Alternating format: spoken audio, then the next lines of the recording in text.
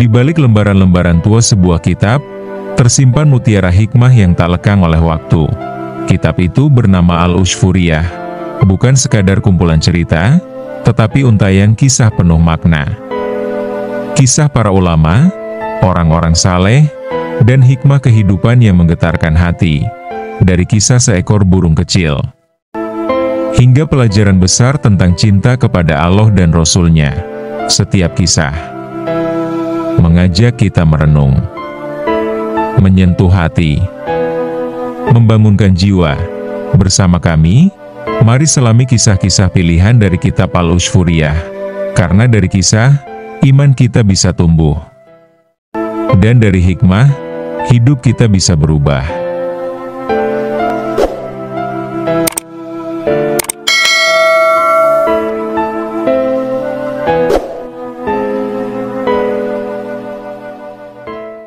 Assalamualaikum warahmatullahi wabarakatuh. Bismillahirrohmanirrohim. Alhamdulillahi Robbil Alamin. Allahumma sholli ala Sayyidina Muhammad wa ala ali Sayyidina Muhammad. Sobat Muslim Cawani yang dirahmati Allah Ta'ala, saudaraku, pernahkah kau membayangkan bagaimana keadaanmu nanti di dalam kubur? Sendirian, gelap, tanpa lampu, tanpa teman, hanya amal yang akan menemanimu. Hari ini kita akan mendengar kisah nyata yang penuh hikmah, tentang bagaimana kuburan berbicara, dan tangisan pilu seorang anak yang kehilangan ayahnya. Sebelum kita mulai masuk ke dalam kisahnya, silakan torehkan komentarmu dari mana asalmu sehingga dapat meramaikan channel ini dan kita mendapatkan pahala kebaikan bersama. Tidak lupa juga, tekan like-nya, subscribe-nya dan loncengnya agar kamu tidak ketinggalan kisah-kisah selanjutnya tentang kitab Ushfuriyah, burung emprit, ini. Baiklah Sobat Muslim Cawani, powekan posisi dudukmu, tenangkan pikiran, terbangkan angan-angan MU, tetesan air matamu mendengarkan kisah ini. Semoga menjadi pertanda hatimu masih lembut dan peka. Mari kita mulai kisah yang terkandung di dalam hadis yang ke-13 ini. Diriwayatkan dari Abu Sa'id Al-Khudri radhiyallahu anhu bahwa ia berkata, Rasulullah Shallallahu alaihi wasallam masuk ke tempat sholatnya. Kemudian beliau melihat orang-orang tengah banyak berbicara. Beliau pun berkata, "Ingatlah, sesungguhnya andai kalian banyak mengingat kematian niscaya kalian tidak akan banyak berbicara. Oleh karena itu perbanyaklah mengingat kematian karena sesungguhnya tiada hari yang dilewati kuburan kecuali kuburan itu akan mengatakan 6 kalimat, yaitu 1. Aku adalah tempat pengasingan. 2. Aku adalah tempat kesendirian. 3. Aku adalah tempat kegelisahan. 4. Aku adalah tempat kegelapan. 5. Aku adalah tempat dari tanah. 6. Aku adalah tempat belatung." Ketika seorang hamba mukmin telah dikubur, maka kuburan berkata kepadanya, "Semoga kelapangan untukmu. Aku menganggapmu sebagai keluargaku sendiri. Semoga kemudahan ditetapkan untukmu. Sesungguhnya kamu adalah orang yang paling aku cintai yang berjalan di atasku. Ketika aku berkuasa atasmu hari ini dan kamu berada di dalamku, maka kamu akan melihat perlakuanku terhadapmu." Kemudian kuburan meluas karenanya seluas pandangan mata dan dibukakan baginya pintu surga. Ketika hamba kafir telah dikubur maka kuburan berkata kepadanya, "Semoga kelapangan tidak untukmu. Aku tidak menganggapmu sebagai keluargaku sendiri. Semoga kemudahan tidak ditetapkan untukmu. Sesungguhnya kamu adalah orang yang paling aku benci yang berjalan di atasku.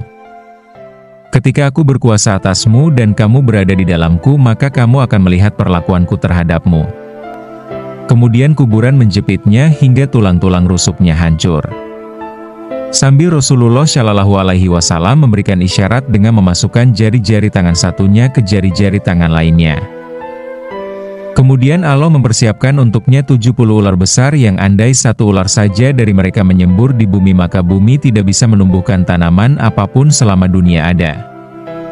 Kemudian ular-ular itu menggigit menyobek-nyobeknya sampai datangnya masa penghitungan amal. Rasulullah Shallallahu alaihi wasallam bersabda, kuburan itu bisa jadi sebuah taman dari taman-taman surga atau sebuah lubang dari lubang-lubang neraka. Sobat Muslim Cawani yang dirahmati Allah, berkaitan dengan hadis tersebut, ada kisah mengharukan, menggelayutkan batin kita dan itu bisa jadi salah satu pertanda hati kita, apakah masih peka, lunak, ataukah sudah kaku dan keras? Sehingga nasihat, baik ucapan atau laku dirinya dan orang lain tidak lagi menggetarkan hatinya, tidak lagi mengingatkannya kepada kubur. Kisah yang pertama, berjudul Tangisan Sahabat Utsman radhiyallahu anhu karena kuburan.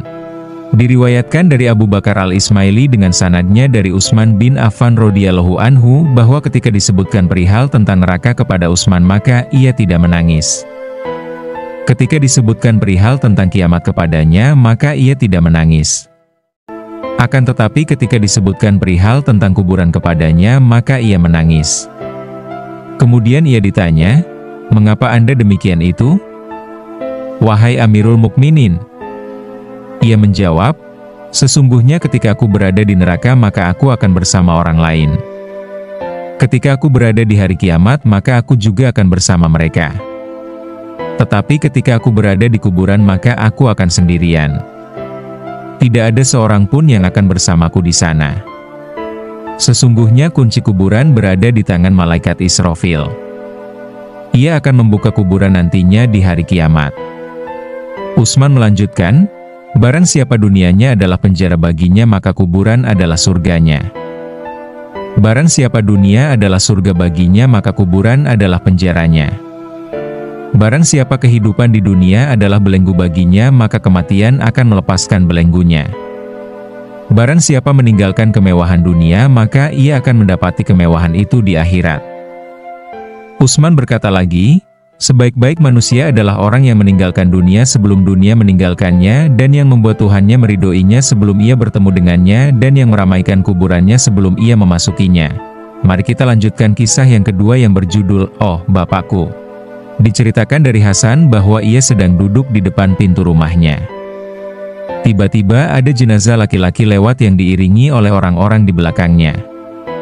Di bawah jenazah itu terdapat anaknya perempuan yang masih kecil yang berjalan dengan keadaan rambutnya terurai sambil menangis. Kemudian Al-Hasan berdiri dan mengikuti jenazah itu. Ia mendengar anak perempuan itu berkata, "Mengapa aku menghadapi hari kepergianmu seperti ini di usia umurku saat ini? Bapakmu belumlah menghadapi hari seperti ini," kata Al-Hasan kepada anak perempuan itu.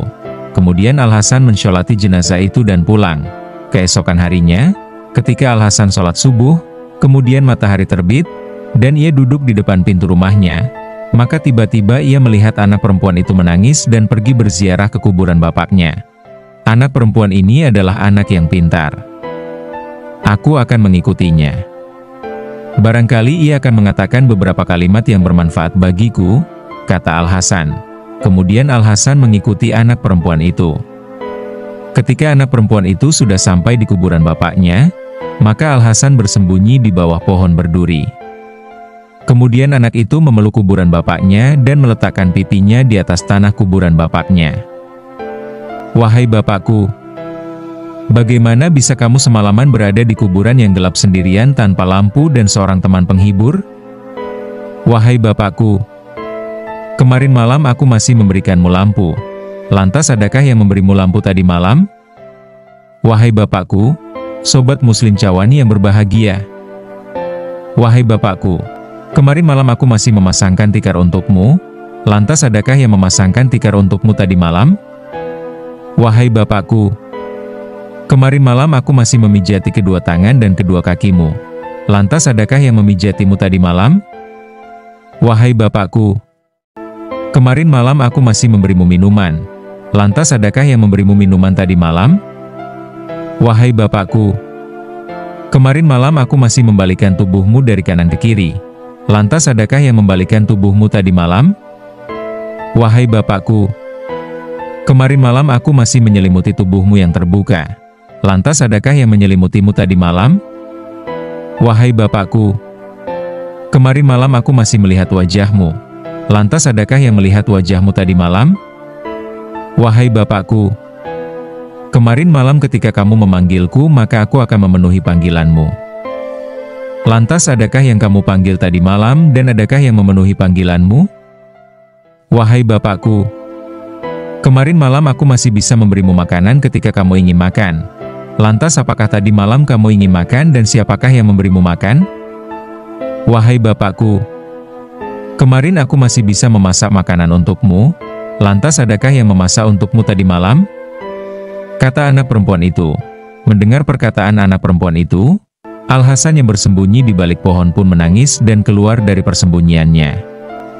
Kemudian ia mendekati anak perempuan itu dan berkata, "Wahai anakku, jangan mengatakan hal-hal semacam itu. Tetapi katakanlah, wahai bapakku, kami telah menghadapkanmu ke arah kiblat, maka apakah kamu masih dihadapkan ke arah kiblat atau dipindah ke arah lainnya? Wahai bapakku, kami telah mengkafanimu dengan kafan yang terbaik, maka apakah kafan itu masih kamu pakai atau telah dilepas darimu? Wahai bapakku, kami telah meletakkanmu di dalam kuburan dengan kondisi tubuhmu yang sehat, maka apakah tubuhmu masih sehat atau sudah dimakan oleh ulat-ulat? Wahai anakku, katakanlah." Wahai bapakku, sesungguhnya para ulama berkata kalau seorang hamba ketika di kuburan akan ditanya tentang keimanannya, maka sebagian dari mereka ada yang bisa menjawab dan ada yang tidak bisa. Maka apakah kamu bisa menjawab tentang keimananmu atau tidak bisa menjawab? Wahai bapakku, sesungguhnya para ulama berkata kalau kuburan akan diluaskan bagi mayit tertentu dan akan disempitkan bagi mayit tertentu pula. Maka apakah kuburanmu menyempit atau meluas? Wahai bapakku, sesungguhnya para ulama mengatakan kalau sebagian dari para mayit akan diganti kain kafan mereka dengan kain kafan surga dan ada juga yang diganti dengan kain kafan neraka. Maka apakah kain kafanmu diganti dengan kain kafan dari surga atau neraka? Wahai bapakku, sesungguhnya para ulama mengatakan kalau terkadang kuburan akan memeluk penghuninya seperti seorang ibu yang sayang memeluk putra-putrinya dan terkadang memarahi dan menghimpit penghuninya hingga tulang-tulang rusuknya hancur. Maka apakah kuburan memelukmu atau memarahimu? Wahai bapakku, sesungguhnya para ulama mengatakan kalau setiap orang yang telah dimasukkan ke dalam kuburan, maka orang yang bertakwa akan menyesali mengapa ia tidak banyak melakukan kebaikan-kebaikan dan orang yang bermaksiat akan menyesali mengapa ia melakukan keburukan-keburukan. Maka apakah kamu menyesali atas perbuatan burukmu atau sedikitnya kebaikanmu? Sobat Muslim Cawani yang berbahagia, wahai bapakku, ketika kamu masih hidup, maka ketika aku memanggilmu maka kamu akan menjawab panggilanku. Maka sudah lama aku, di atas kuburanmu, memanggilmu, maka mengapa aku tidak bisa mendengar suaramu? Wahai bapakku, kamu telah pergi dan akan bertemu denganku di hari kiamat. Ya Allah, janganlah engkau menghalang-halangi kami bertemu dengannya di hari kiamat. Kemudian anak perempuan itu berkata, "Wahai Al-Hasan, sungguh bagus kalimat-kalimat keluhanmu terhadap bapakku dan sungguh bagus kalimat-kalimatmu yang menasehatiku dan yang menyadarkanku dari kelalaian orang-orang yang lalai."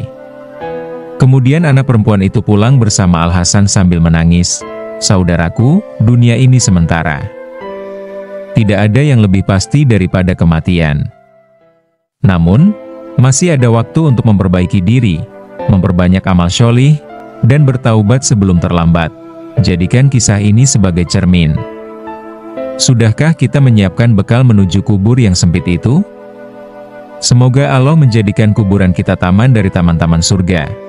Jangan lupa tinggalkan jejak terbaikmu dengan berbagi kebaikan ini kepada orang-orang terkasih di sekeliling kalian agar senantiasa sadar akan tujuan hidup dan kewajiban beribadah kepada Allah Ta'ala.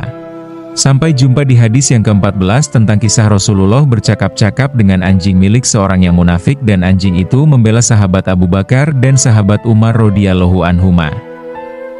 Wallahu a'lam bishawab. Wassalamualaikum warahmatullahi wabarakatuh.